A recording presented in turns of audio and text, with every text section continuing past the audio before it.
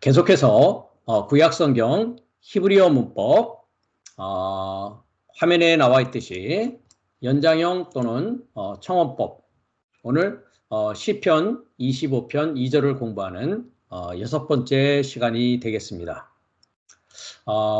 청원법의 예로 우리가 지금까지 두 구절을 가지고 공부를 하고 있는데요. 먼저는 출애굽기 3장 3절이고 두 번째는 시편 25편 2절을 공부하면서 청원법 동사는 1인칭 형태로만 나타나는 것으로 간접명령의 역할을 한다라고 했습니다. 우리가 명령법은 2인칭에게 너는 이렇게 해야 한다 라고 이제 명령하는 것이 히브리어에서는 명령법의 내용이고 거기에 따라서 이제 1인칭이라든지 또는 3인칭에 관해서는 명령법이긴 하지만 거기에는 간접명령의 역할을 한다라는 얘기를 우리가 계속 공부하면서 지금 구절을 통해서 또 살펴보고 있는 중입니다.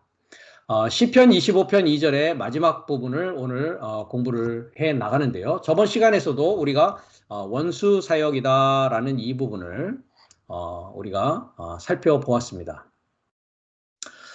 이 원수를 사역이다라는 것을 우리가 창세기 1장 1절을 통해서 봤었죠. 거기에 보면 베레시트라는 첫 번째 단어 안에 무엇이 있었습니까? 창세기 1장 1절에 이 첫 번째 베레시트. 인친 나의 머리 아내라고 했습니다.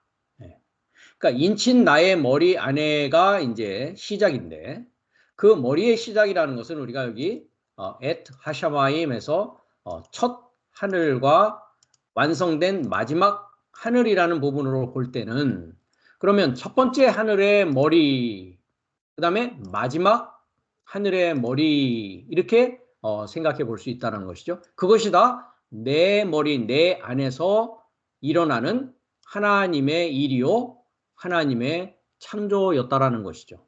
그 다음에 땅의 문제도 보면 첫 땅과 마지막 땅, 즉 완성된 땅이 내 인친 머리 안에서 일어나는 것이다 라는 것이죠.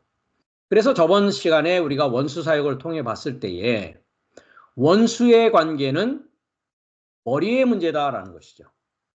그래서 뱀의 머리로 살아가느냐, 그 얘기는 뱀의 지식으로 살아가느냐, 아니면 그리스도의 머리, 그리스도의 지식으로 살아가느냐의 문제가 인친 나의 머리 안에서 이루어지는 첫 하늘과 새 하늘, 첫 땅과 새 땅으로 이야기되어져 있는 계시록 21장 1절의 내용과 동일한 내용이라는 것입니다. 그래서 그 뱀의 머리에 관하여서는 우리가 창세기 3장 15절에서 살펴본 바 있습니다. 지난 시간에 이야기였는데요. 3장 15절에 가면 내가 너로 했을 때 이 너는 누구냐면 여호와께서 뱀에게 지금 하는 말씀 중에 있는 너입니다. 그러니까 내가 뱀인 너로 여자와 원수가 되게 하고 또 뱀의 후손도 여자의 후손과 원수가 되게 하리니 여자의 후손은 내 머리를 상하게 한다라는 것이죠. 그러니까 첫째 하늘과 첫째 땅은 인친 나의 머리 안에 뱀의 머리의 시작의 상황이었다라는 것입니다. 그 뱀의 머리라는 것은 뱀의 지식의 문제죠. 뱀의 생각의 문제요. 뱀의 사상의 문제라는 것입니다. 그렇다면은 이 뱀의 머리가 내 안에서 십자가에 못 박히고 그것에 대해서는 갈라디아서 5장 24절을 가면 그리스도 예수의 사람들은 육체와 함께 정과 욕심을 십자가에 못 박았다라고 한다는 것이죠. 그것이 무엇이냐? 여자의 후손이 되어서 뱀의 머리를 상하게 하는 일이라는 것입니다.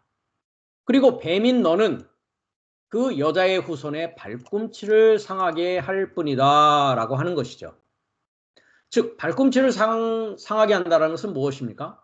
정복자의 모습입니다. 그 정복자라는 것은 정복자의 발 아래 뱀의 머리가 상하해지는 것이고 뱀은 기껏해야 정복자의 발꿈치를 상할 정도밖에는 안 된다라는 것이죠. 그렇기 때문에 우리가 이 창세기 3장 15절에서도 우리가 히브리어 원문으로 살펴봤습니다만은 여기 996번으로 나와 있는 이 뺀, 그죠? 그 다음에 여기 뺀. 이 모든 것이 영어도 그러하고 한글도 그러하고 번역이 되지 않아 있다라고 했습니다. 이 뺀이라는 단어의 의미는 무엇이었습니까? 이해하다. 영어로서는 separate mentally, distinguish, understand 이랬습니다. 즉, 내 속에서 내 멘탈을 가지고 내 생각을 가지고 뭐 하는 것입니까? 분리할 수 있고 구별할 수 있는 상태를 말하고 분리하고 구별할 수 있다는 것은 뭡니까? 이해하고 있다라는 것이죠. 이해하고 있다라는 것입니다. 그렇기 때문에 내 머리가 작동하는 원리가 뱀의 머리, 뱀의 지식이냐? 내 머리가 작동하는 원리가 그리스도의 머리, 그리스도의 지식이냐라고 하는 구별하고 인식하고 이해하는 문제를 통해서 하나님과의 원수의 관계, 즉 오늘 시편으로 봤을 때는 이 시편에서 이야기하고 있는 나라고 하고 있는, 즉 다윗 왕이었습니다. 네. 다윗 왕이라고 하고 있는 나의 원수 사역, 즉 나라고 했을 때는 그러면 창세기 3장 15절로 봤을 때는 여자의 후손이라는 것이죠. 여자는 배우는 자라고 했습니다. 누구의 여자냐라는 문제가 여기에 걸려 있는 것입니다. 누구로부터 사상을 받고 누구로부터 가르침을 받느냐라고 하는 문제라는 것이죠. 그래서 나의 원수 사역, 이 원수는 뱀의 머리입니다.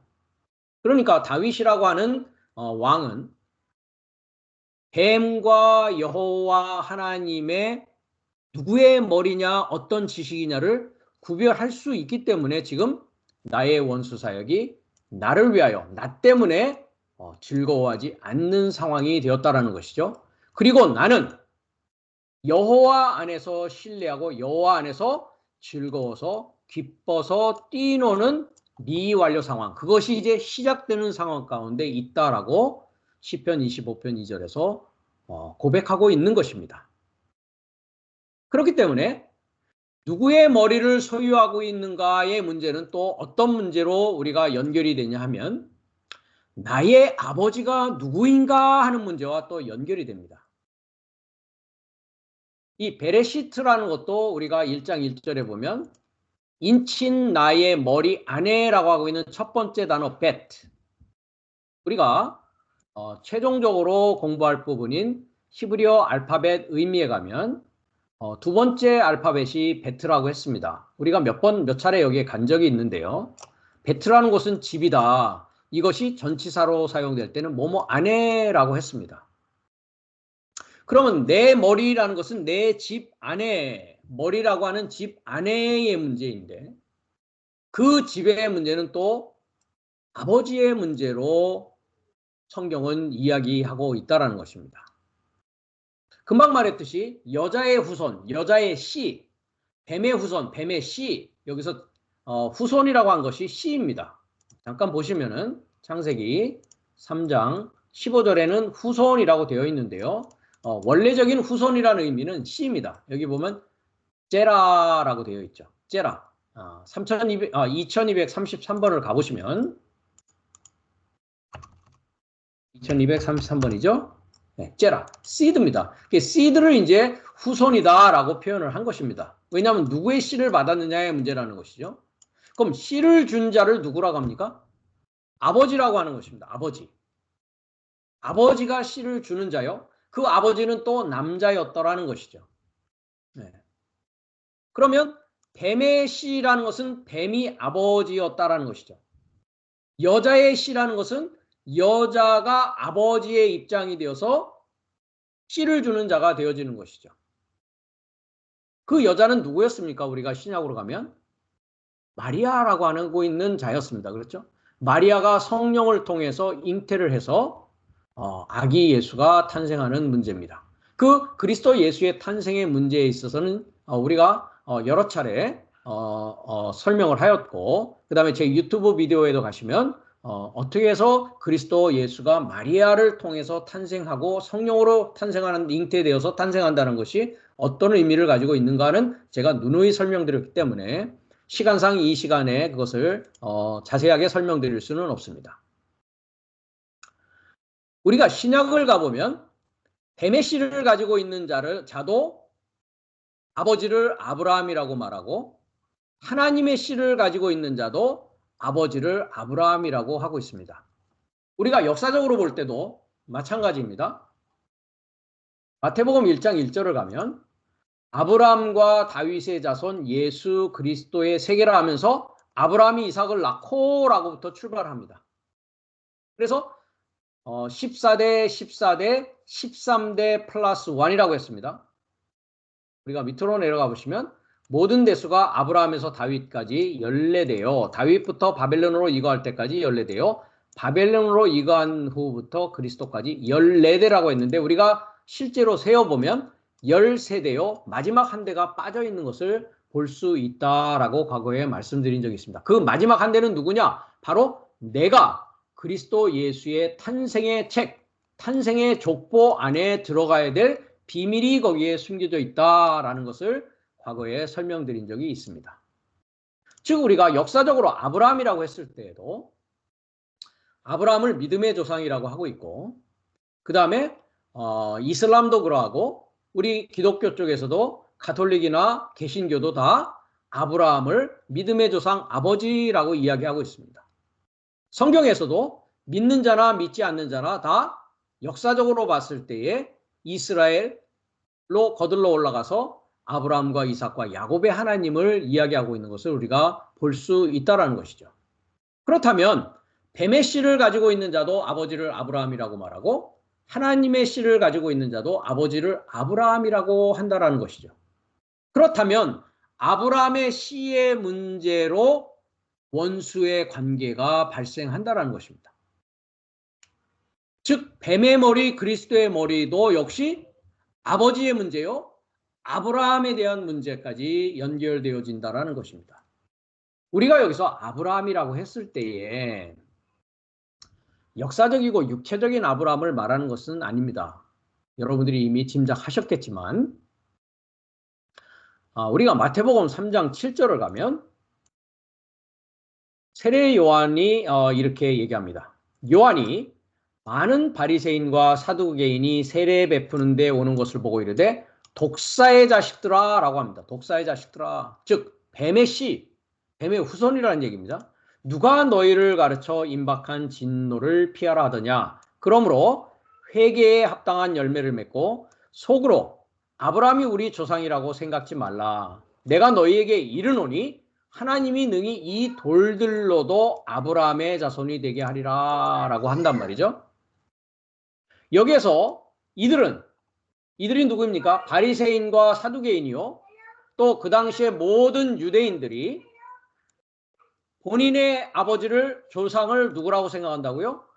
아브라함이다 라고 철두철미하게 철석같이 믿고 있다는 것이죠. 여기서 조상이라고 한글은 표현되어 있지만 영어를 보시면 our father, 우리의 아버지라고 합니다. 오른쪽에 헬라어도 보시면 파테르라고 합니다. 파테르라는 것은 아버지입니다. 그러니까 자신들의 아버지는 누구냐? 아브라함이다 라고 생각하고 있다는 것이죠.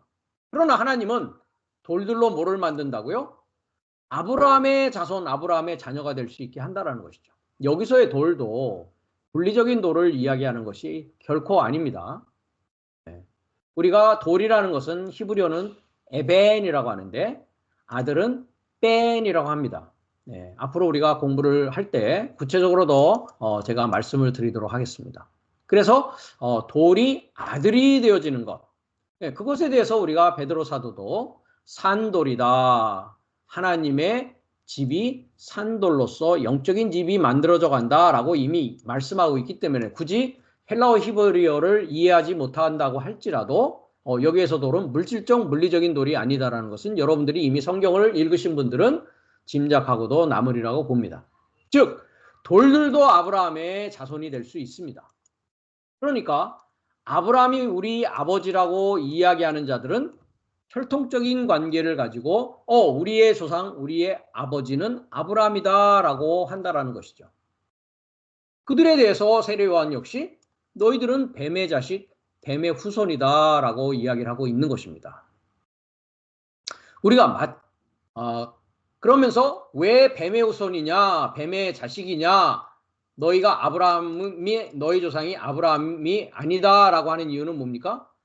회개에 합당한 열매를 맺고 있지 않다라는 것입니다. 여기서 회개라는 것도 영어로는 repentance라고 했고 한글로는 회개라고 했는데 회개라고 되어 있는 메타노에아라는 단어는 결합하여 깨닫는 것을 말합니다. 결합하여 깨닫는 것입니다. 변화하는 것입니다.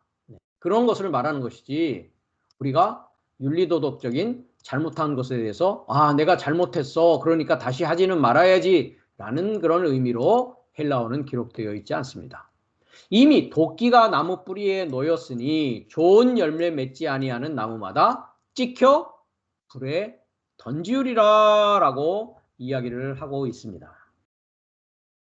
그렇기 때문에 아브라함이 무엇이고 아버지 아브라함이라고 하는 그 의미가 무엇이냐라는 것입니다. 우리가 누가복음을 가더라도 아버지 아브라함이요라고 하는 자가 있습니다. 누가복음 16장에 보면 부자와 나사로의 그 이야기를 여러분들이 너무나 다 잘 알고 계실 텐데 누가복음 16장 24절을 가면 이렇게 얘기합니다. 부자가 이제 음부에서 고통 중에 눈을 들어 멀리 아브라함과 그의 품에 있는 나사로를 보고 있습니다. 여기에 음부라는 것도 우리가 오른쪽을 보시면은 음부라고 하는 부분이 있을 겁니다. 음부에서 했을 때 하데스라고 하는 헬라어 단어입니다. 영어에서는 헬이라고 되어 있고 헬은 우리가 지옥으로 번역을 하죠. 한글은 음부라고 되어 있는데 하데스라는 것은 이해하지 못하고 보지 못하는 것을 말합니다. 즉 눈뜬 장님이요 이해하지 못하는 귀머거리 벙어리적인 상태를 말하고 있는 것입니다. 그래서 이 부자가 음부에서 아브라함과 그의 품에 있는 나사로를 보면서 뭐라고 하고 있습니까? 아버지 아브라함이요 라고 이야기를 합니다. 즉 아브라함을 아버지라고 부르고 있다는 것이죠. 그렇습니다. 금방 바리새인과 사두개인처럼 그 다음에 그 당시 예수님 당시의 유대인들처럼 그들은 자기들의 아버지, 자기들의 조상을 아브라함이라고 생각하고 있다는 것이죠. 그러면 아브라함이라고 하는 단어의 뜻은 무엇이냐? 왜냐하면 아브라함은 아버지거든요. 우리가 스트롱번호로 가보면 아브라함은 85번입니다. 여기서 아브라함을 잠깐 여러분들에게 설명드려야 될 것 같습니다. 우리가 히브리어 단어의 뜻을 아직 공부하지는 않았지만 우리가 잠깐 살펴볼 필요가 있을 것 같습니다. 자, 아브라함 아시다시피 히브리어는 오른쪽에서 왼쪽으로 쓰고 있습니다. 그래서 오른쪽으로 왼쪽 이렇게 쓰고 있단 말이죠. 그래서 아브라함가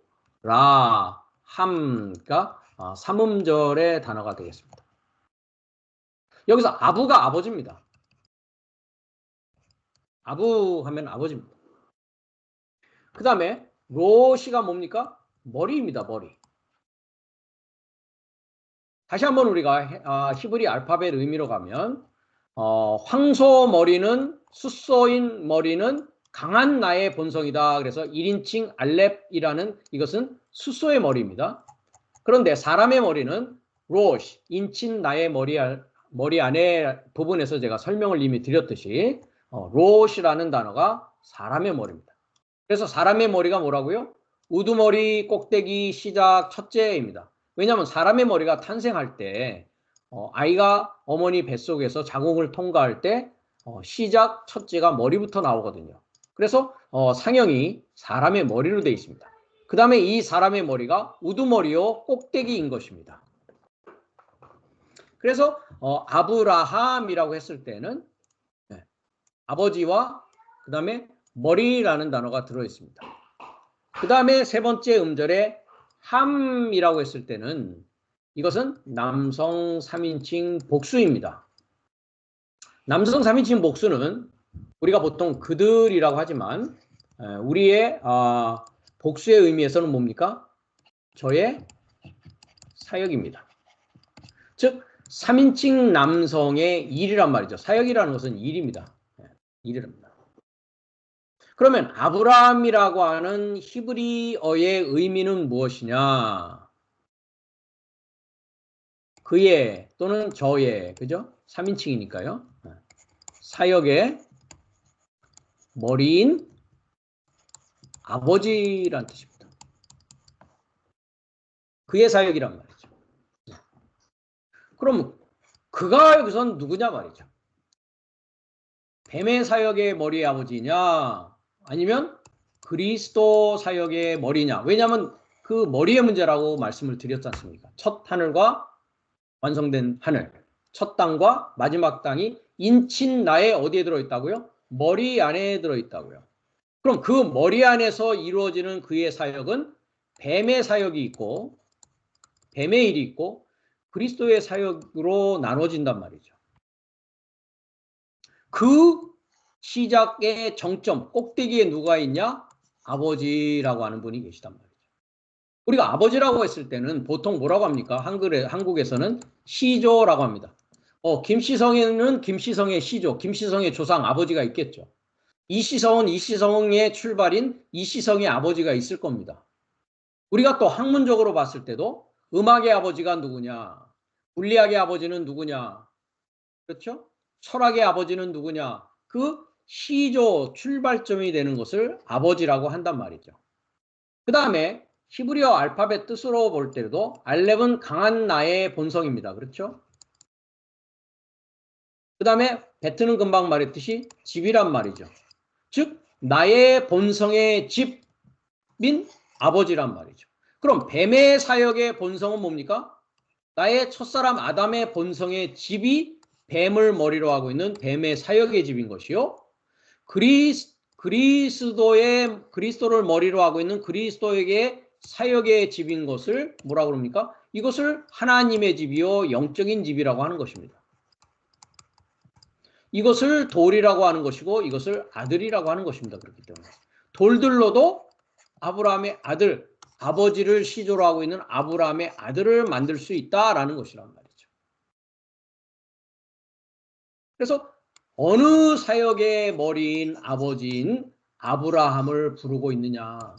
부자도 아버지 아브라함이라고 하고 있고 나사로도 아버지 아브라함이라고 하고 있다라는 것입니다. 그것이 첫 번째 뜻입니다. 그의 사역의 머리인 아버지, 아브라함의 첫 번째 뜻입니다. 두 번째 뜻은 요 세 단어 아비르라는 뜻이 있습니다. 아비르. 아비르라는 뜻은 강한 자, 전능자를 뜻합니다. 엘도 우리가 전능자라고 했었죠. 그죠? 엘이라는 하나님도 전능자라고 했는데요. 즉 강한 자로서의 전능자입니다. mighty하고 strong 하는데요. 46번입니다.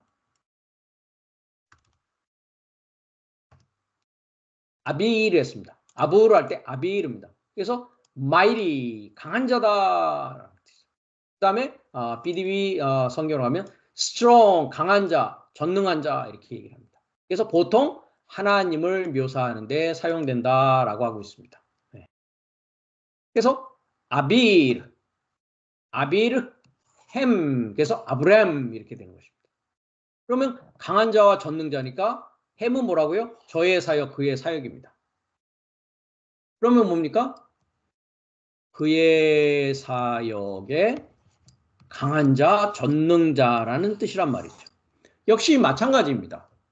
어떤 강한 자, 어떤 전능자를 내가 추구하고 가지고 있느냐의 문제라는 것이죠.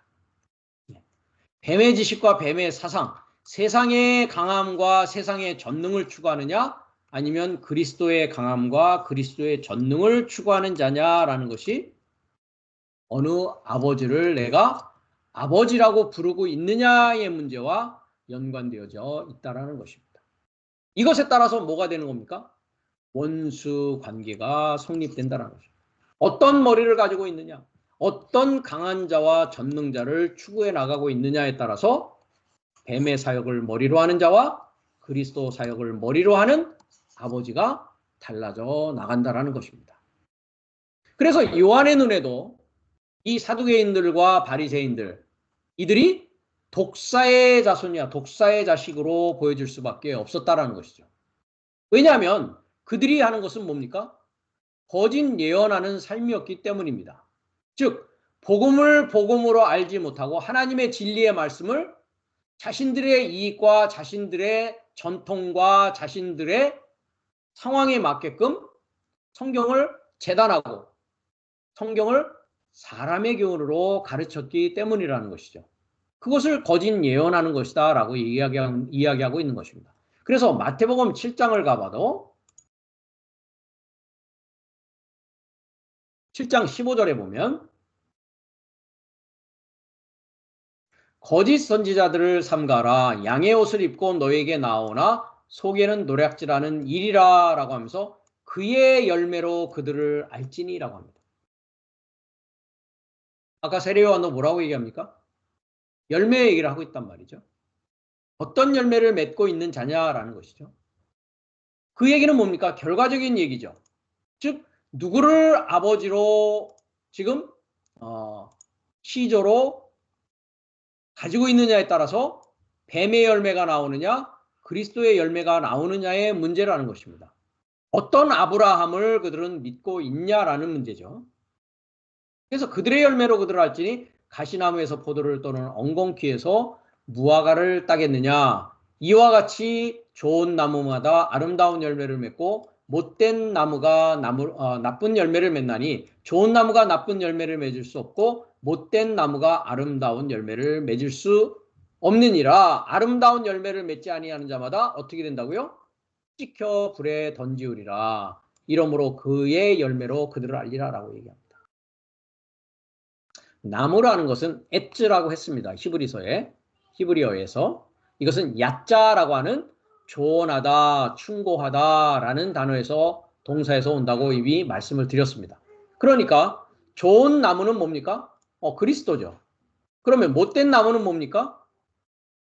뱀인 것입니다. 뱀의 지식과 그리스도의 지식을 가지고 지금 어떤 열매를 맺고 있느냐를 이야기하면서 그의 열매로 그들을 알리라 하면서 너희들은 누구냐? 거짓 선지자들이다. 즉 사두개인과 바리새인들은 거짓 선지자다라고 이야기를 하고 있는 것입니다.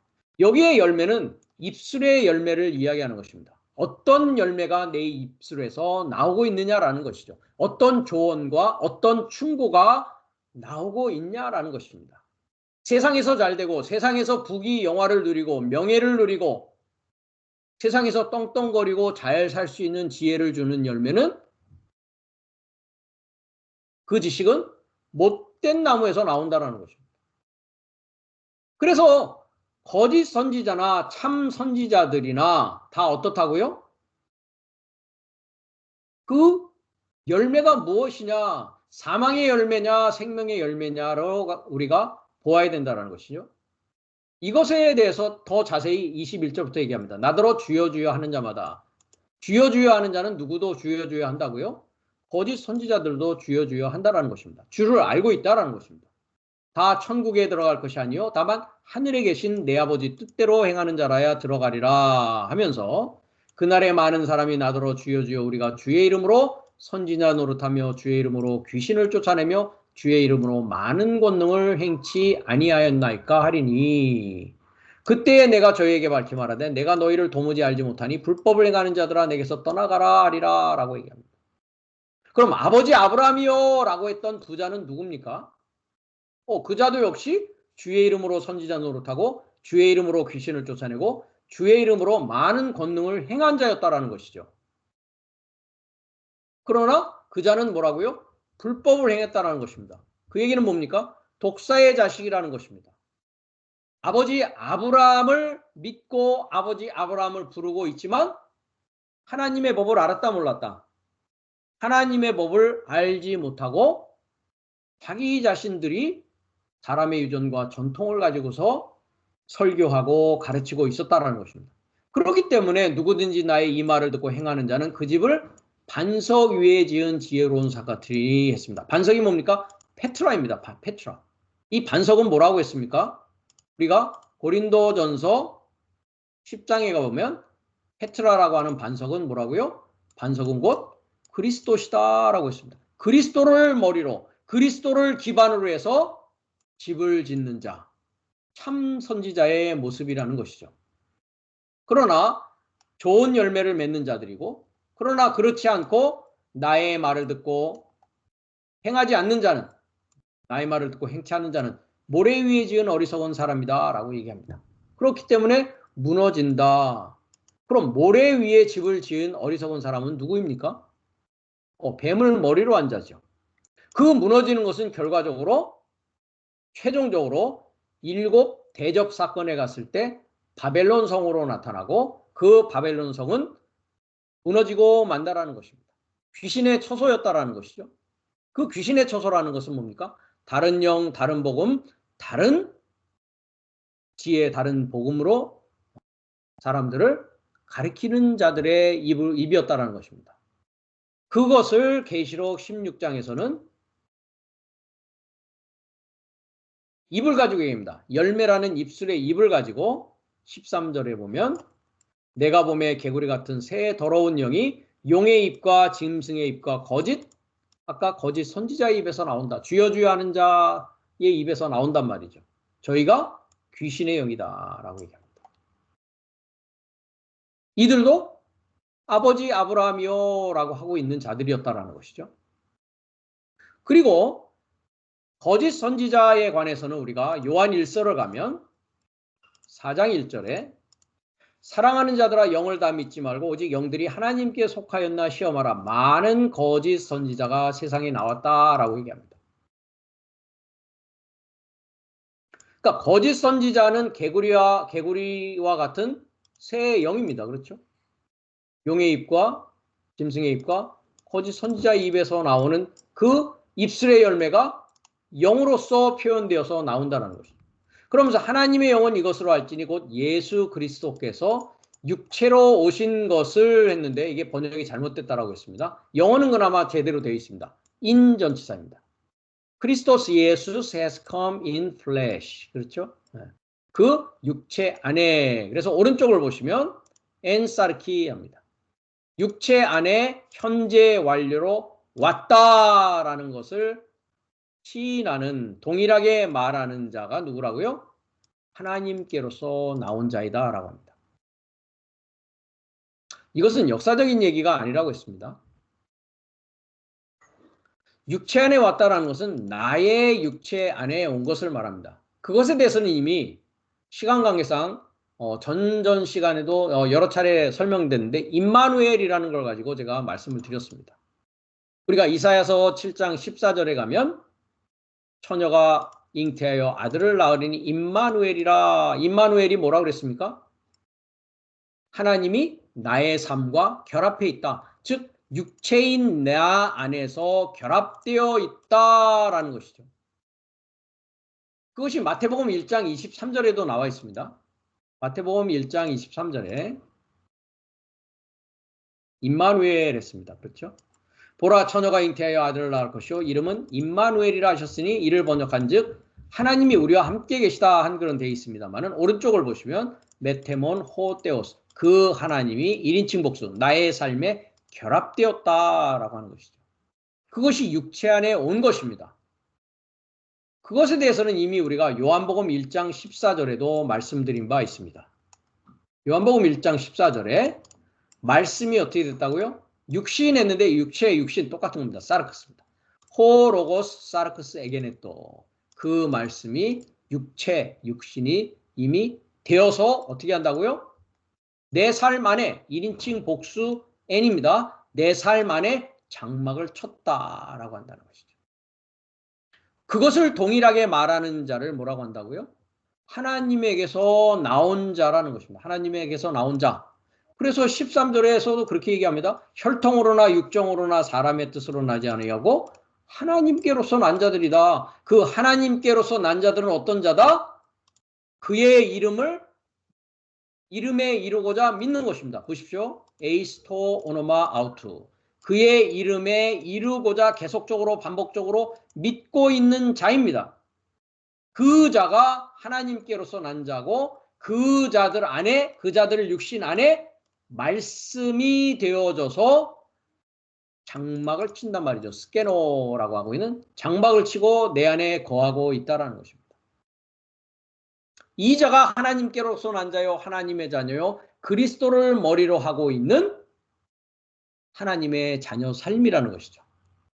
그렇지 않다면 다른 예수, 다른 영, 다른 복음을 가지고 어떻게 하는 것입니까? 미혹하고 속이는 거짓 선지자의 노릇을 하고 있는 자라는 것입니다. 그러면 여자의 씨라는 것은 곧 아브라함의 씨가 되는 것이죠. 아브라함의 씨. 뱀의 씨도 아브라함의 씨입니다. 그렇죠? 네. 그러나 그것은 뱀의 지식을 가지고 있는 자의 머리 안에 있단 말이죠. 뱀을 아버지라고 하는 자입니다. 그리스도 아버지의 머리 안에 있는 그 사역, 그것이 또 여자의 씨라는 것입니다. 그 사역 관계가 원수의 관계라고 방금 말씀드린 바 있습니다. 우리가 로마서 9장을 가면 사도 바울이 9장 6절에 이렇게 얘기를 합니다. 하나님의 말씀이 폐하여진 것 같지 않도다. 이스라엘에게서 난 그들이 다 이스라엘이 아니오합니다. 야곱의 이름이 천사와 씨름하여서 이제 이스라엘이라고 하라라고 했습니다. 그렇죠? 네. 그래서 이스라엘에게서 난 그들이 다 이스라엘이 아니오. 또 아브라함의 씨가 다 그 자녀가 아니다라고 했습니다. 어떤 아버지냐의 문제를 금방 아브라함의 뜻을 가지고 제가 말씀드린 바와 동일합니다. 오직 이삭으로부터 난 자라야 내 씨라 칭하리라 이렇게 합니다. 곧 육신의 자녀가 하나님의 자녀가 아니다. 육신의 자녀가 아브라함의 씨, 아브라함의 자녀가 아니다. 하나님의 자녀가 뭡니까? 아브라함의 씨가 그러니까 둘로 나눠지는 것입니다. 아브라함에게 누가 있었습니까? 이삭이 있었고 이스마엘이 있었습니다. 그러면 이스마엘은 육신의 자녀다라고 얘기합니다. 우리가 갈라디아서 금방 이제 4장으로 갈 것입니다. 하나님의 자녀에 대해서도 이삭의 자녀다라고 합니다. 그러니까 여기서는 두 가지의 자녀로 아브라함의 자녀는 동일한데 이삭이 있었고 이스마엘이 있었는데 이스마엘에 대해서는 육신의 자녀라고 하고 있고 갈라디아서 가면은 이삭의 자녀에 대해서는 약속의 자녀라고 되어 있는데 이게 약속이 아니라고 했습니다. 에판겔리아라고 하고 있는 헬라어인데요. 에피 연결되다라는 뜻이고요. 앙겔리아 하면 소식입니다. 그래서 연결된 소식의 자녀다라고 하고 있습니다. 그렇다면 뱀의 사역이 머리가 된 아버지를 아브라함이라고 한다면 육신의 자녀인 것입니다. 그러나 그리스도의 사역의 머리인 아버지라고 한다면 그 자는 뭐라고요? 연결된 소식의 자녀요. 이삭으로부터 난 자라는 것입니다. 이삭이 누군데요? 아브라함의 아들이었죠. 이삭이 누군데요? 우리가 갈라디아서 3장 16절을 가면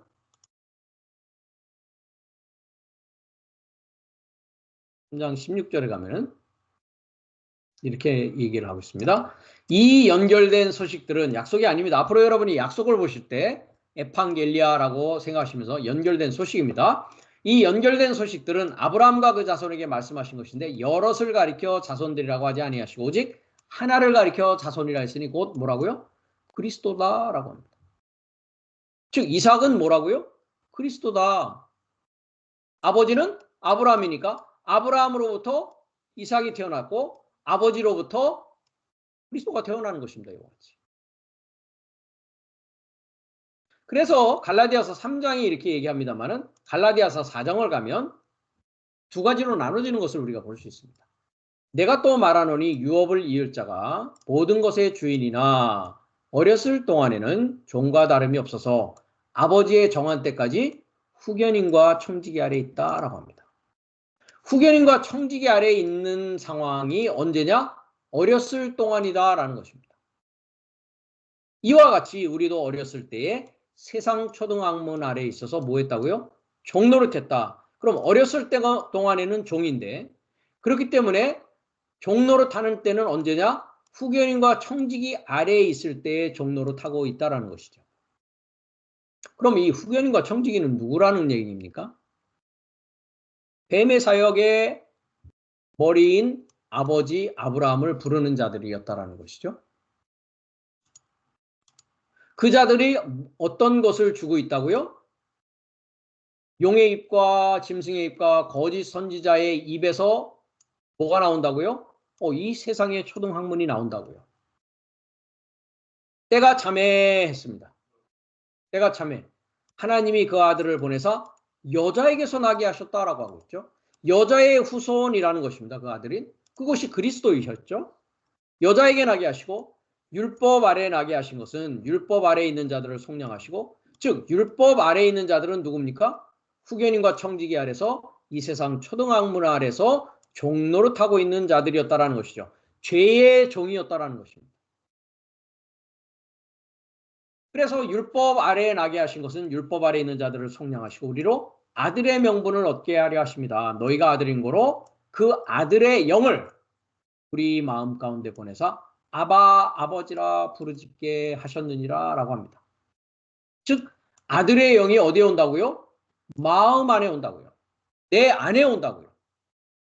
그러므로 내가 이후로는 종이 아니요 아들이니 아들이면 하나님으로 말미암아 유업을 이을 자니라 라고 말씀하고 있습니다. 이 종의 상황과 아들의 상황을 밑으로 가면 금방 말씀드렸다시피 두 가지로 이야기를 하고 있습니다. 아브라함이 두 아들이 있었다. 이삭과 이스마엘. 하나는 계집종에게서 하나는 자유하는 여자에게서 났다라고 했습니다. 즉 계집종에게서 두 아들, 한 아들은 뭡니까? 후견인과 청지기 아래 육체를 따라 난 아들을 말하는 것이고, 자유하는 여자에게서 난 것은 사라라고 하고 있는 이삭으로 말미암아 그리스도를 말하고 있다는 것이죠.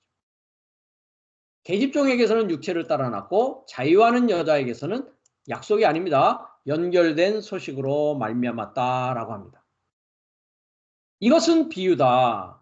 이 여자들은 두 언약이다. 하나는 신의 산으로부터 종을 낳은 자니 곧 하가라. 이 하가는 아라비아에 있는 신의 산으로 지금 있는 예루살렘과 같은 데니 그 자녀들로 더불어 종노릇한다라고 하고 있습니다. 그러면 후견인과 청지기 아래, 율법 아래에 있는 상황을 뭐라고 합니까? 아라비아에 있는 신의 산이고 지금 있는 예루살렘과 같은 데다라고 합니다. 아라비아에 있는 신의 산이 몇째 날이라고 제가 말씀을 드렸습니까? 우리의 7날의 과정을 통해서 볼 때 넷째 날이다라고 했습니다. 나의 교회 생활이 시작되는 때다라고 하고 있습니다. 어디에서 그런 얘기가 있었죠? 우리가 잠깐 가보고 오겠습니다. 사도행전 7장 38절에 있었습니다. 신의 산에서 말하던 그 천사와 우리 조상들과 함께 어디에 있었다고요? 광야교회에 있었다. 즉 애굽이라는 곳은 어떤 곳입니까? 바로라고 하고 있는 세상 임금 아래서, 즉 마귀 원수 사탄으로 비유되고 있는 바로왕 아래에서 생활하던 때였습니다. 그것을 역시 종살이하고 있었다라고 합니다. 그 종살이하고 있는 이스라엘을 이제 모세를 통해서 홍해를 건너게 하죠. 그 홍해를 건너게 한 것을 뭐라고 얘기하느냐? 세례받았다라고 합니다. 이 광야교회로 나가는 과정에서 뭐 했다고요? 세례를 받았다. 시내산의 광야교회에 들어가기 위해서는 반드시 뭐를 통과해야 된다? 세례를 통과해야 된다. 그것에 대해서는 우리가 금방 간 반석은 그리스도라라고 하고 있는 고린도전서 10장에 가면 형제들아 너희가 알지 못하기를 내가 원치 아니하노니 우리 조상들이 다 구름 아래 있고 바다 가운데로 지나며 모세에게 속하여 구름과 바다에서 뭐 했다고요? 세례를 받았다. 홍해를 건넌 사건이 뭐라고요? 세례받는 사건이다. 세례라는 것은 장사를 지내는 것입니다. 세상이라는 곳과 이제 뭐 하는 거라고요? 결별해서 홍해를 건넌다라는 것은, 교회 생활이 시작된다라는 것은 이제 뭡니까? 하나님의 법을 받기 시작하는 때를 말하는 것입니다. 그것을 우리가 로마서 8장에 가면 사망의 법이다라고 얘기하기로 하고 있습니다. 로마서 7장에서는 죄가 기회를 타서 나를 속였다라고 하면서 율법은 거룩하고 선한 것이다라고 이야기를 하고 있습니다. 그래서 모세에게 속하여 구름과 바다에서 세례를 받고 다 같은 신령한 식물을 먹었다라고 이야기를 하고 있단 말이죠. 그런데 여기서 모세에게 속하였다라는 것을 오른쪽을 보시면 속한 것이 아닙니다. 모든 삶이 그 모세에 이루고자 세례받았다, 세례받는다, 세례한다라고 했습니다.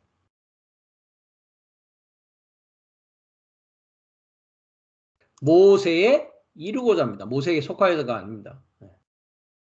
모세에 이루고자, 넷째 날의 남자가 되고자. 그 넷째 날의 남자에 대해서는 우리가 창세기 1장 14절에 넷째 날의 마오르트, 광명이라고 비유되어 있는 그 광명이 누구냐? 커지는 광명은 모세요. 작아지는 광명은 바로다라는 것을 이미 말씀드린 바 있습니다. 앞으로도 구체적으로 공부할 기회가 있을 것입니다. 그래서 모세에 이루고자 구름과 바다에서 뭐 했다고요? 세례를 받다.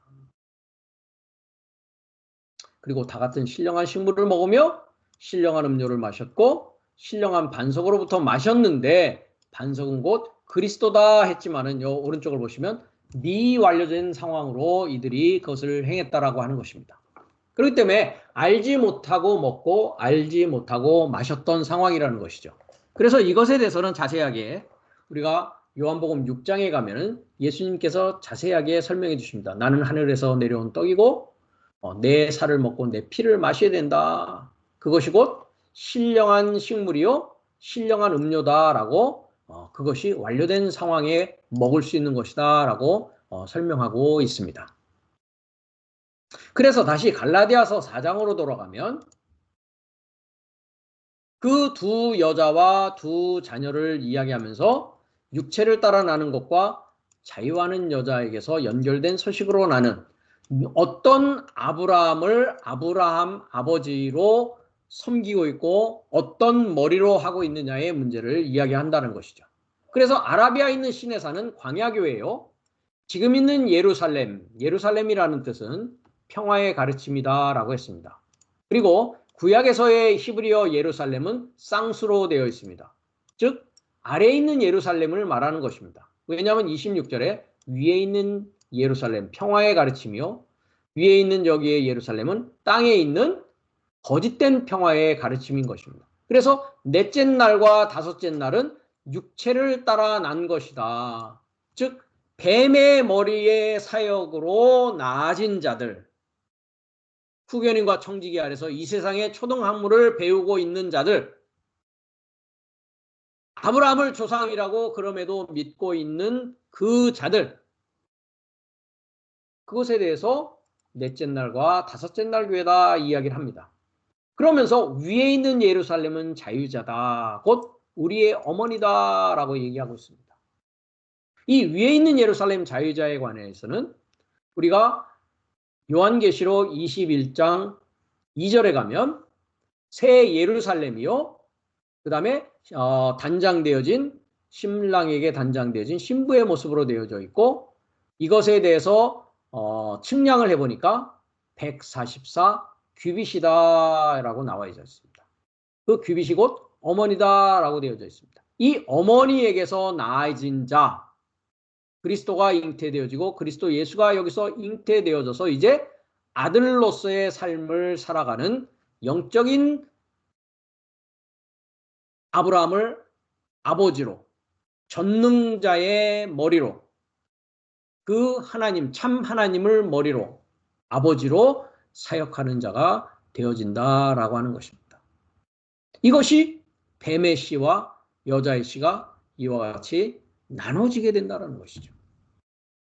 동일하게 아버지를 아브라함이라고 부르고 있으나 다른 의미에서의 아브라함이었던 것입니다. 그래서 예수님께서 요한복음 8장에 가면 분명히 너의 아버지가 누구다라는 것을 밝혀내고 계십니다. 요한복음 8장에 32절부터 한번 보도록 하겠습니다. 진리를 알지니 진리가 너희를 자유케 하리라. 위에 있는 예루살렘은 자유자라고 했습니다. 위에 있는 예루살렘이 되기 전까지는 진리를 알 수가 없었습니다. 일곱째 나팔을 들을 수가 없었단 말이죠. 성경의 참 진리와 하나님의 참된 진리를 우리가 찾고 구하고는 있었으나 올바로 알려주는 그 자유 위에 있는 자유자 어머니를 만날 수 없었다라는 것입니다. 예수님께서 이렇게 말씀을 하시니까 유대인들이 이렇게 대답을 합니다. 우리가 아브라함의 자손이다. 남의 종된 적이 없건을 어찌하여 우리가 자유케 해드리라 하느냐. 갈라디아서 4장을 우리가 방금 봤습니다. 그렇죠? 어렸을 동안에는 종과 다름이 없다. 후견인과 청지기 아래에 있다.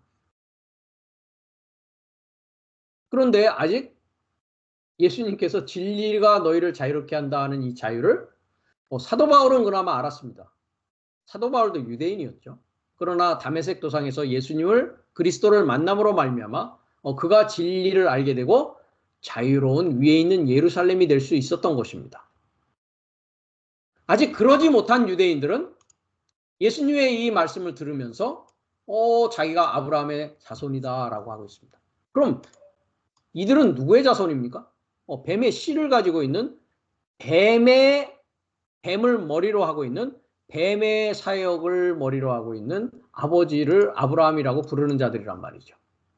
그러면서 남의 종된 적이 없다라고 합니다. 죄의 종임에도 불구하고 세상의 초등학문밖에는 모르고 있음에도 불구하고 그렇게 얘기하고 있다는 것이죠. 그러면서 어찌하여 우리가 자유케 되리라 하느냐. 예수께서 대답하시되 진실로 진실로 너희에게 이르노니 죄를 범하는 자마다 죄의 종이다라고 합니다. 오른쪽으로 보시면 그 죄를 계속적으로 반복적으로 습관적으로 행하는 모든 자는 뭐라고요? 죄의 종입니다. 죄가 뭐라고 제가 말씀드렸습니까? 윤리도덕적인 죄를 죄라고 하지 않습니다. 성경은. 그래서 제가 여러 가지 이유를 든 것 중에 하나가 우리나라에서는 이건 미국에서도 그러하고 일부 일처제를 법적인 혼인관계로 법제화되어 있죠. 그러나 이 세계의 많은 나라들이 일부 다처제를 법적으로 허용하고 있단 말이죠. 그럼 그들에 대해서 불법자라고 우리가 손가락질하고 이야기할 수 없다라는 것입니다. 이런 식의 윤리도덕적이고 세상법에 의거해서 죄라고 성경은 이야기하지 않는다라고 했습니다. 하마르티아라고 하는 죄는 하마르타노라는 동사로서 미스터 마크, 미스터 타겟이라고 했습니다. 나의 완성과 나의 결론과 인생에 가야 될 최종 종착점을 알지 못하게 하는 것이 뭐다? 죄다라고 했습니다. 그리고 예수님께서 진리의 영을 보낸다라고 얘기하면서 그가 죄에 대하여, 의에 대하여, 심판에 대하여 이야기할 것이다 라고 얘기했습니다. 죄에 대하여라 함은 예수님께 이루고자 믿지 않는 것이 죄다라고 했습니다. 그럼 죄라는 것은 무엇입니까? 예수가 누구인지를 알지 못하는 것입니다. 예수와 하나 되고자 하지 않는 모든 것이 다 뭐라고요? 죄인 것입니다. 일부 일처 일부 다처제와는 전혀 상관없는 것입니다. 내가 예수 안에 예수가 내 안에 있어서 내가 예수의 일을 하게 되지 않는 상태가 어떤 상태다? 죄를 범하는 것이요. 죄의 종인 상태입니다. 세상의 초등학문 아래에 있는 것이고 율법 아래에 있는 것입니다. 아들이 아닌 것입니다. 종은 영원히 집에 거하지 못하되 아들은 영원히 집에 거합니다. 아까 아부가 뭐라고요? 나의 집입니다. 아버지 집에 거한단 말이죠. 이러므로 아들이 너희를 자유케 하면 너희가 참으로 자유하리라. 아들만이 자유케 할 수 있는 자라는 것이죠. 나도 너희가 아브라함의 자손인 줄 아노라. 혈통적으로는 너희가 아브라함의 자손인 줄 안다. 그러나 내 말이 너희 속에 있을 곳이 없으므로 나를 죽이려 하는도다 라고 이야기를 합니다. 나는 내 아버지에게서 본 것을 말하고 너희는 너희 아비에게서 들은 것을 행하느리라. 분명히 말씀하십니다. 나의 아버지와 너의 아버지, 나의 아브라함과 너의 아브라함은 다르다라고 이야기를 한단 말이죠. 대답하여 가로되 유대인들이 이야기를 합니다. 우리 아버지는 아브라함이라 하니 예수께서 가라사대 너희가 아브라함의 자손이면 아브라함의 행사를 할 것이오늘 합니다. 뱀의 씨의 아브라함이냐, 그리스도의 아브라함이냐라는 문제라는 것이죠. 지금 하나님께 들은 진리를 너에게 말한 사람인 나를 죽이려 하는도다.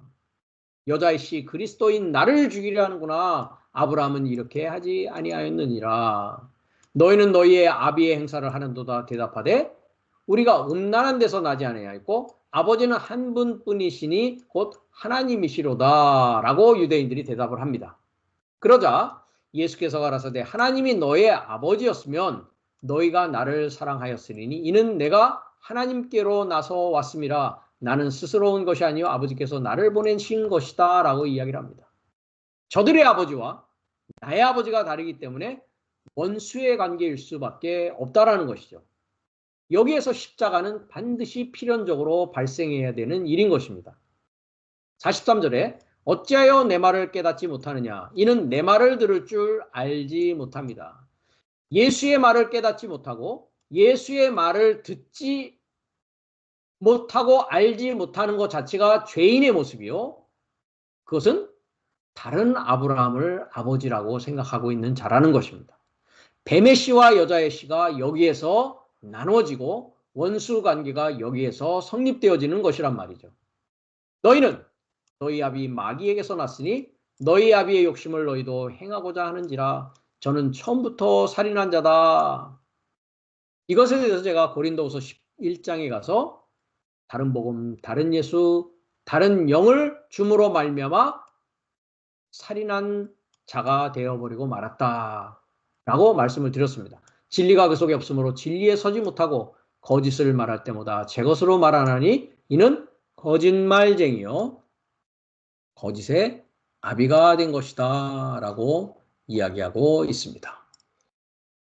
내가 진리를 말하므로 너희가 나를 믿지 아니한다라고 예수님이 여기서 너희 아버지와 나의 아버지는 어떻게 다르고 어떤 이해와 어떤 관계 속에서 그 다른 아버지가 아브라함이라고 하는 동일한 아버지라고 부르는 그 안에서 성립되고 있는지를 분명히 여기서 예수님께서 말씀하고 있다라는 것입니다.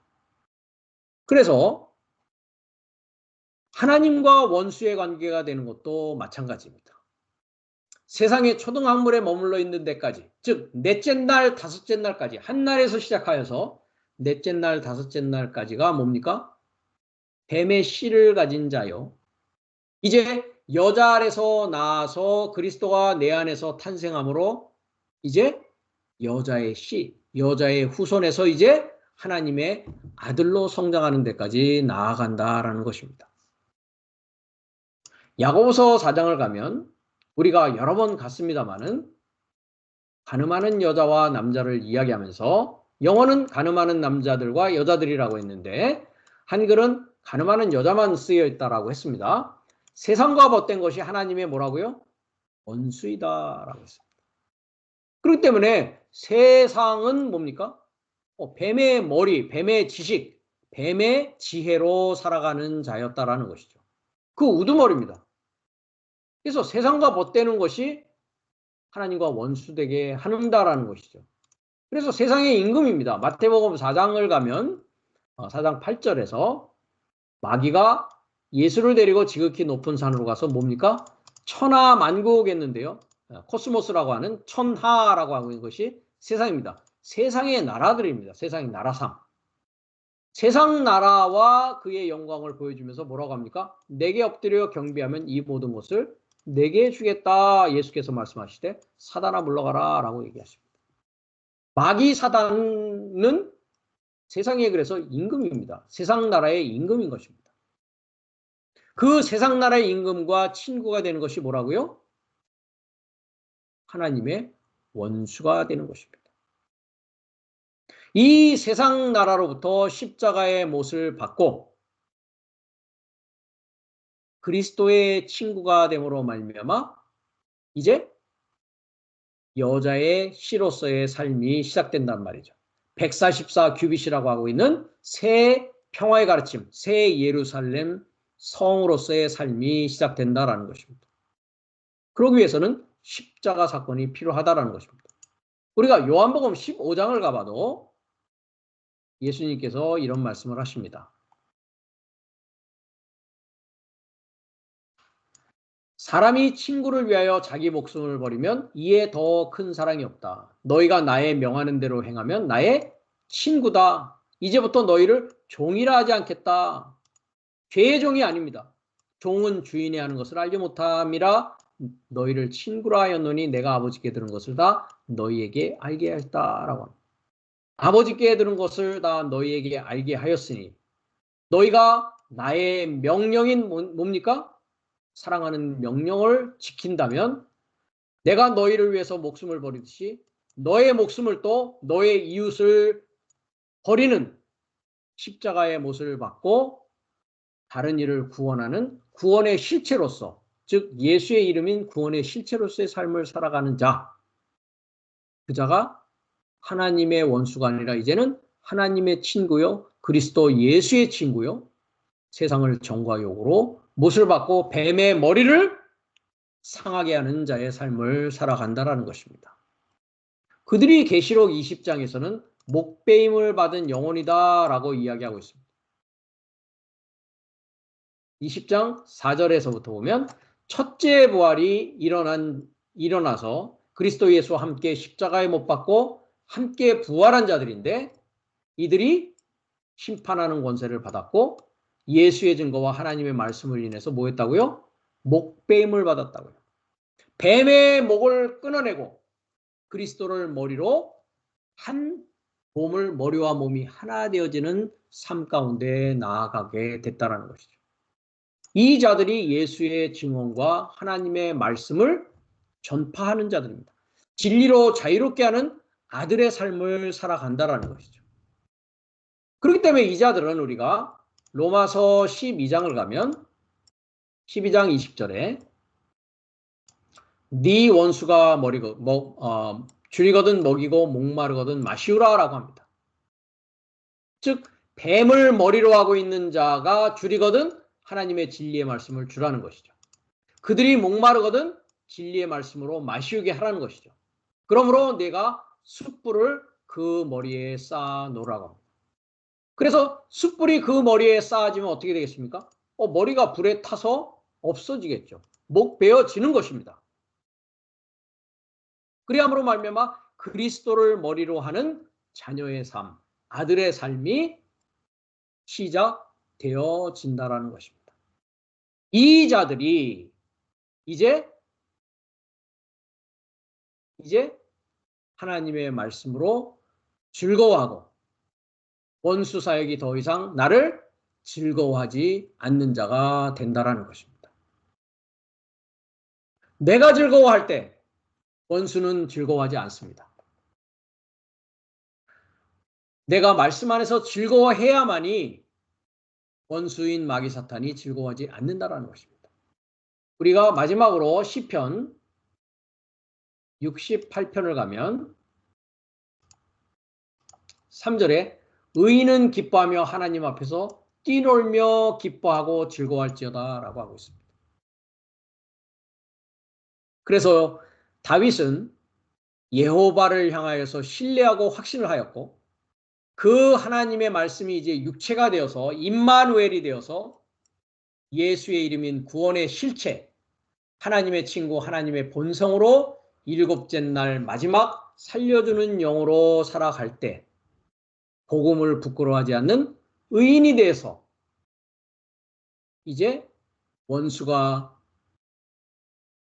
배고파하면은 먹이고 원수가 마시고자 하면 마시게 할 수 있는 의인으로서의 삶을 살아가게 되어서 이제 뱀의 사역이 원수 사역이 나를 위해서 더 이상 즐거워하지 않고 나는 하나님만으로 즐거워하고 하나님만으로 진리 안에서 거하는 진리자로서 하나님 아들로서의 자녀의 삶을 살아가는 날이 이제 이 말씀을 듣는 모든 사람들 앞에 활짝 열려지고 있다는 사실을 믿으시기를 바라시겠습니다.